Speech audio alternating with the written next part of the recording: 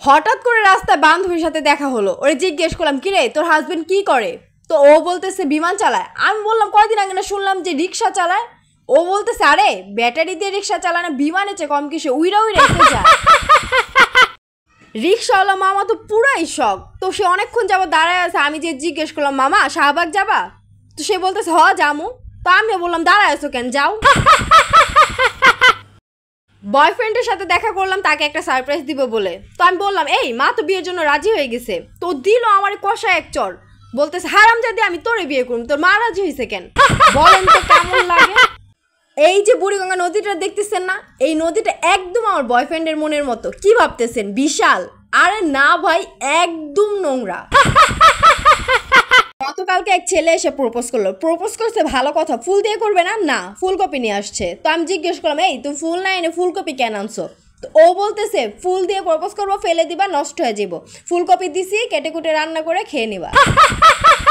কিছু সম্পর্ক চাইলেই ভাঙা যায় না, যেমন আমি আর আমার ঘুম চাইলেই ভাঙতে পারি না। গতকালকে বয়ফ্রেন্ডের সাথে ঝগড়া করে আসছি, তোর ফোন ধরতেছিলাম না। তো ও আমার রাগ ভাঙানোর জন্য বোরখা পরে আমার বাড়িতে চলে আসছে। এখন তো আমার ভাই বলতেছে আমার বান্ধবীকে ছাড়া বাঁচবেই না। কি করব বলেন?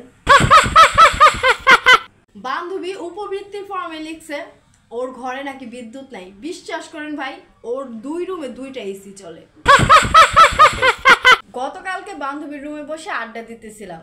পাশের রুম থেকে ওর মা আসলো। আয়শা বান্ধবীকে বলতেছে কিরে মা তোর ব্যাগে সিগারেট আসলো কিভাবে? তো আমার বান্ধবী বলতেছে আরে মা দোকানদার দিয়ে দিছে, খুচরা ছিল না। সবাই শুধু আমাকে প্রশ্ন করে এই তোমার মন এত পরিষ্কার কেন, মন এত পরিষ্কার কেন? তাহলে আজকে শুনেন বলি। ছোটবেলায় আমি হরলিক্স মনে করে সার্ফ এক্সেল খেয়ে ফেলছিলাম, তাই আমার মনটা এত পরিষ্কার। বাসা চেঞ্জ করতেছি, তাই সব জিনিসপত্র ট্রাকে উঠাইতেছি। ওইদিকে কে যেন ছবি তুইলা ফেসবুকে আপলোড করে দিছে, ক্যাপশন দিছে এই ঢাকা মধ্যবিত্তদের জন্য না। কেমনটা লাগে বলেন তো? বন্ধুদেরকে ট্রিট দেওয়ার মাঝে যে আনন্দ, বিশ্বাস করেন সে আনন্দর আমার কোনো দরকার নাই। সকাল থেকে আমি ওর ব্যাগে 500 টাকা রাখছি, 500 টাকা আমি পাইতেছি না। যেই চোরে বকাবকি করতে যাই অমনি আমার ভাই রাইগা যায়। বুঝলাম না তো বিষয়টা। নিজেকে ভালোবাসা উচিত। হ্যাঁ আমিও বলতেছি নিজেকে ভালোবাসা উচিত, তাই বলে এই নয় যে আপনি নিজের পোস্টে নিজেই লাভ রেখ দিবেন।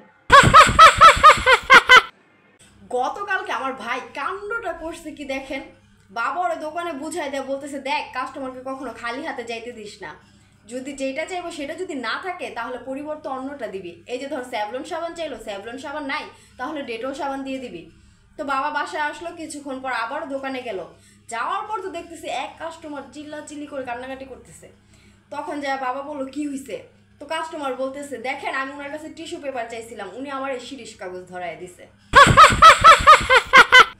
2 জন মহিলা একসাথে একই জেলখানায় প্রায় 3 বছর বন্দী ছিল। জেলখানা থেকে বের হওয়ার সময় এমন এক কথা বলছে পাশে থাকা কনস্টেবল অজ্ঞান হয়ে গেছে। জানেন কথাটা কি ছিল? বাকি কথা ফোনে হবে।